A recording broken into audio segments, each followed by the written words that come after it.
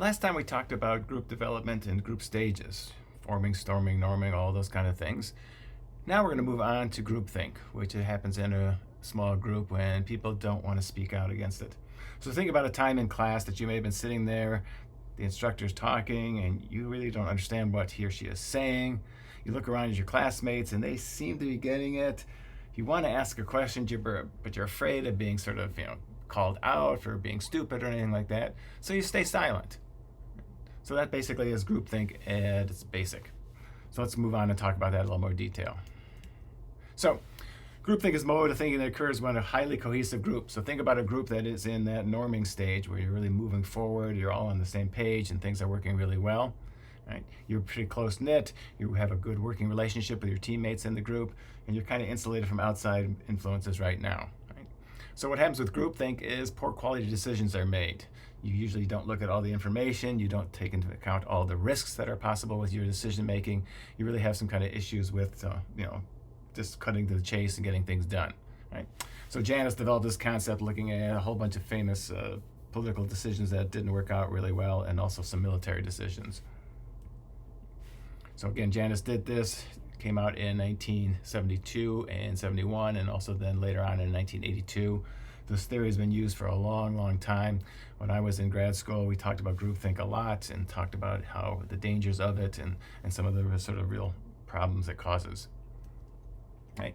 So here are some of the symptoms of groupthink. So as you're working through your projects this semester, you may want to think about these because, again, the last quiz is going to have you sort of analyze your group using these sort of 6 mini lessons that we're doing throughout the semester.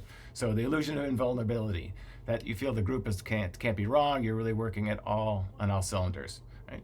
You also believe that the group is making good decisions based on morality. You're making right decisions for the right reasons. Right? You're rationalizing things that, we got to get this done, the project's due. You're stereotyping outside critics, people who sort of would criticize what you're doing. You would sort of just poo-poo them and say, you're not really important. We know what we're doing. We're the group. Right? You do that self-censorship. So you think about what happened with you in class. You don't really speak out or ask a question because you think everyone else knows what's going on. So you have this look. It looks like everyone is in class who knows what's going on, and you're the only one who doesn't. So you're just going to keep quiet. So that unanimity, it's hard to say. Right? There's pressure on dissenters. So if you did speak out, someone might say, oh my gosh, there you go, asking another question in class. So you have that pressure on you. And also there's some mind guards, what are people who are sort of like gatekeepers. We talk about group roles. There's usually the lieutenant who sort of moves things along, doesn't want to have the leader get upset. So you see this in politics a lot. The president has people who sort of insulate him or her from what's going on. So again, high cohesiveness. You're working well together. You're probably in that norming stage. You've passed storming. You're ready to perform. Things are going really well for you. Right? Your outside groups don't really have any influence on you. There are no real norms for sort of going through the procedures. And everyone is sort of similar in the class. And that's the danger here in this situation because you're all college students. You're roughly the same age. You all have sort of some of the same ideas. You're taking other classes. So there's a lot of sort of homogeneity in your background. There's some high stress coming. Again, as you get closer to the deadline, the stress is there, so you want to get this done so you don't have to turn it in late. Right? So there's all those kind of things going on. And then the resulting outcome is usually going to have some kind of problem. Right? You didn't consider all the alternatives and all the things that happen when you have this groupthink occur. Right? So here's a scenario that's set up about an organization that wants to spend their money together, either on one big, large end of the year event. Right? So it looks like everyone in the group has back this, but you're maybe not so sure that we should spend all the money at the end of the semester for one big blowout.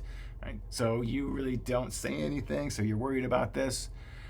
The lieutenant or the second in command of the group is sort of saying, hey, don't bring that up. We don't want to upset the leader who's pretty charismatic and has a lot of sort of influence on the group.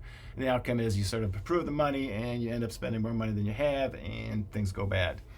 Another example of this would be the Space Shuttle Challenger, which went up a couple decades ago. There was a lot of pressure on NASA to put the space shuttle into orbit. There were some worries about the engines and the gas mixture on the O-rings. A couple people and the engineers were really worried about it and said we probably shouldn't launch, but NASA was way behind schedule. There was a lot of public pressure on there. So these engineers sort of brought it up to some of the people in command, but the people in command basically poo-pooed them and said, no, it's not really that important. It's not going to be that dangerous. The day of the launch, the space shuttle went up, and 90 seconds or so later, it blew up and killing everyone aboard. I mentioned the Bay of Pigs earlier in that. It was a huge policy disaster. The Kennedy administration wanted to invade Cuba, and it just ended up with death and embarrassment for all around. Same thing they mentioned about Pearl Harbor. Military leaders had the thought that Pearl Harbor might be attacked by the Japanese during World War II, but again, people didn't speak up, or if they did speak up, they were ignored. So groupthink has some real world actions and influences and outcomes that are not always positive. Right. So again, interpersonally, think about a group decision from this semester or maybe in previous semesters where you sort of didn't think that the group was going in the direction you thought they should go, and identify at least a couple of those symptoms that we talked about earlier. Right? And discuss what group member could have done differently. What could you have done differently in the group to sort of prevent that groupthink?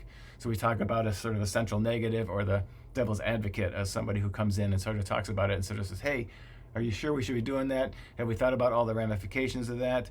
So think about how that might play out in your group, or maybe later on in this semester. And again, for the last quiz, you're going to do a podcast. Maybe one of your group members is going to discuss groupthink and some of the examples from your group this semester. So here are some of the strengths and critiques of this thing. All right, it really works. It's been in effect, probably used for 40 years or so. It's got a lot of sort of input behind it, a lot of information and data that supports how it is. But it's also based on case studies. There's no experiments. So you're looking at things after they happen.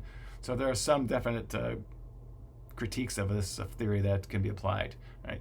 And sometimes there's a catch-all for a bad group decision. Sometimes you don't have groupthink and you still make a bad group decision. It happens. Right? None of us is all as smart as all of us. Sometimes doesn't work, and the group sort of has sometimes a risky shift and it makes a decision that's really not that great. All right. So again, watch for the 8 symptoms in your group. Think about that as you're sort of preparing your 2 projects in the class.